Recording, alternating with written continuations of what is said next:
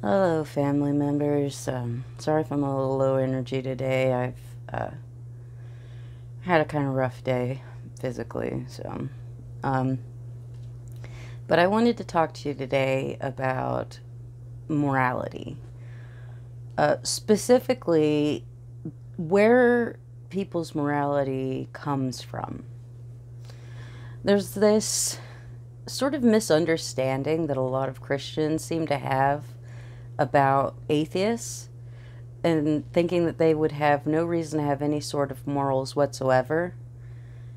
It's like those type of Christians believe that because they base their morality in Christian teachings, then the only reason they have any morals is that they are Christian, which is kind of terrifying, really, because it makes their morality very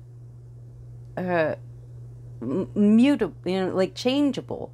Like you could say if something were to happen that were to break their faith, then they would feel unmoored from any moral obligations whatsoever. That's a bit concerning, you know?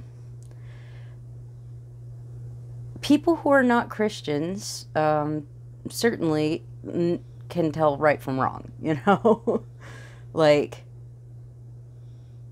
I don't understand why that would need to be explained, but it's true, you know? And obviously, what people think is right and what people think is wrong is something that varies from person to person. But we all have a personal morality, you know? Some people's morality is more self-centered and limited, and they feel comfortable doing things that other people would feel is immoral, and some people have very strict personal morality and uh, don't do things that other people would, see as perfectly fine because they feel like it would be an immoral thing to do. And your religion really isn't where that comes from. You know, I am Christian. I was raised Methodist and I still pray every day, and I still have my faith and belief. But let me say that my morality is enhanced by my belief, by my, scripture readings and biblical education, but like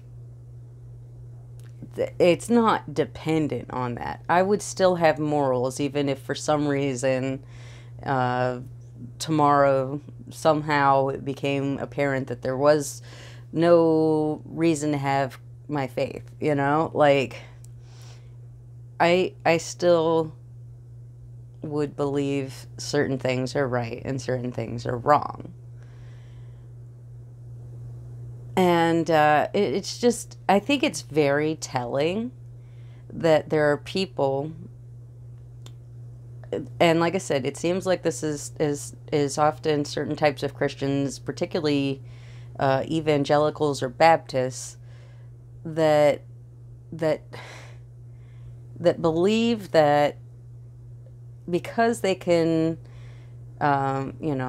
confess their sins and be forgiven, that you can go out on a Saturday night and do all the sinning that you want, and then you go to church and uh, you know ask for forgiveness, and then that's that. They don't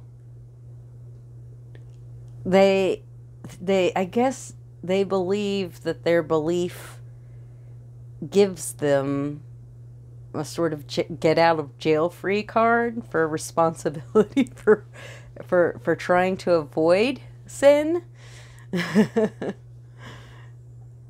Which that explains so much why they think things are sins that are just like normal human things, like sex outside of marriage or drinking alcohol or whatever, you know because to them they assume that they will be doing that kind of sin, or if they do that kind of sin, that they can just ask for forgiveness. And the main thing is you have to be ashamed of that behavior and pretend that you don't engage in it.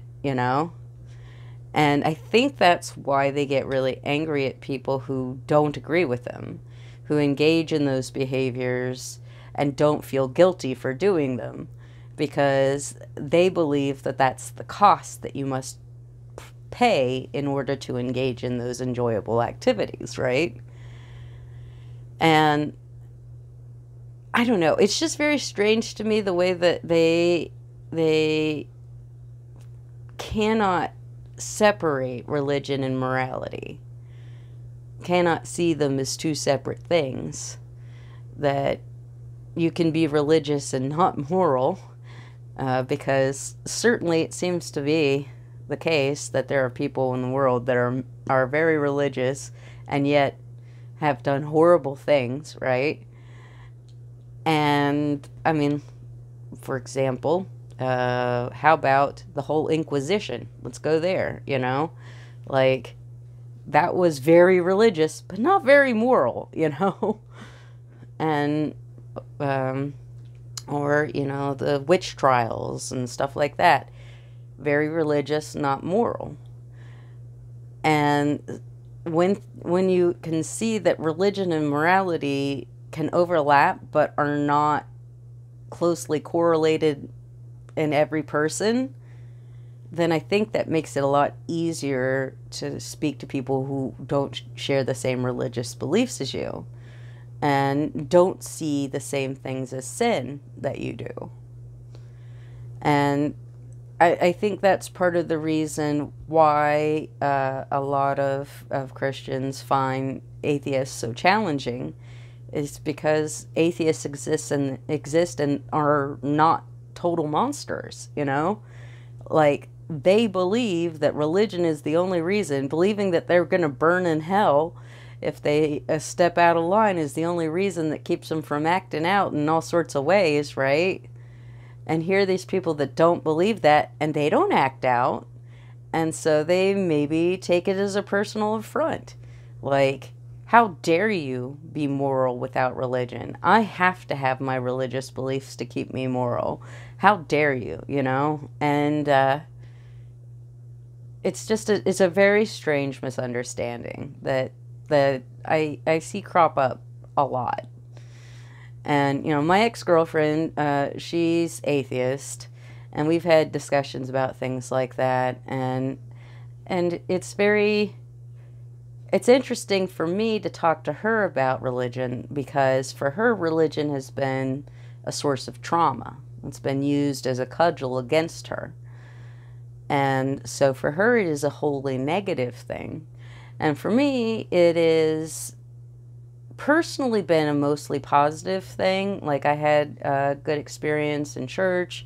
One of my best friends in the world is someone that I knew, got close with because we were in youth group together.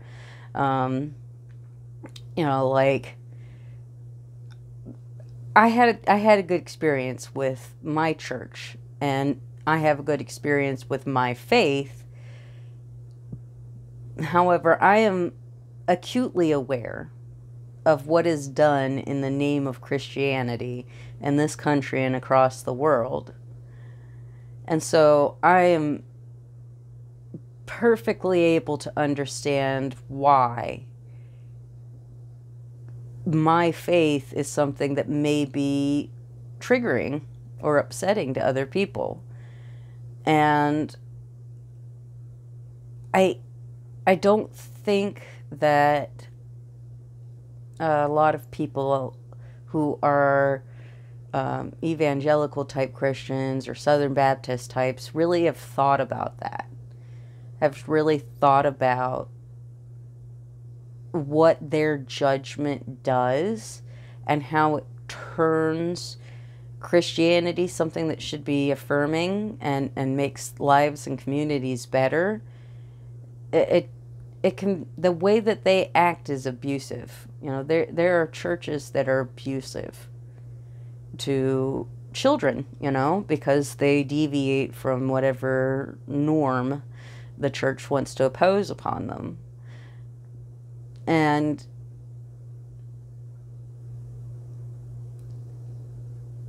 I think opening up your mind enough to see that morality and religion are not interlinked, giving yourself a place mentally to question the practices of your church might be a lot for some people emotionally. It may be too big for them. It may be like a Pandora's box that they just can't open. And so by being atheist and moral, people are prying open that box against their will.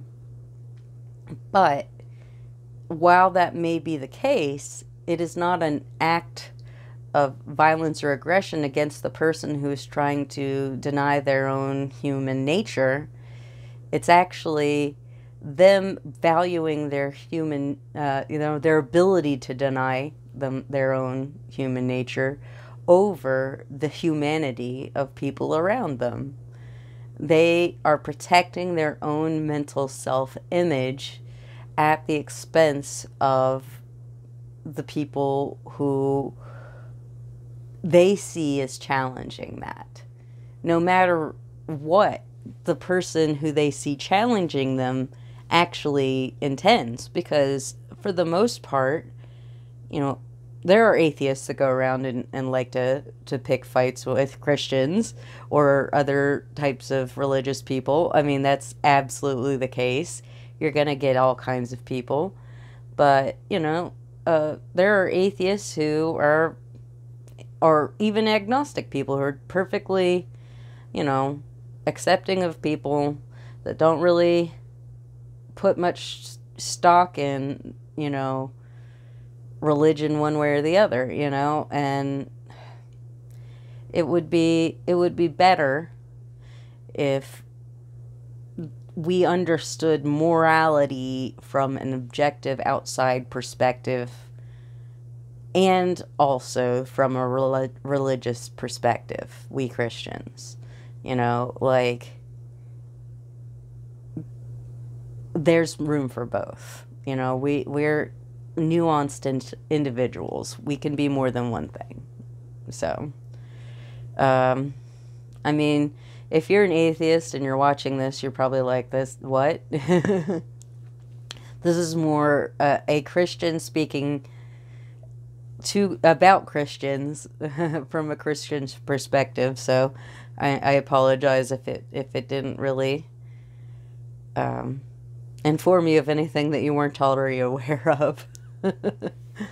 But you know, I'd been thinking about that for a while after talking to Katie about it, and I wanted to share my thoughts. So hope you're having a much better day than I'm having, and I will see you later.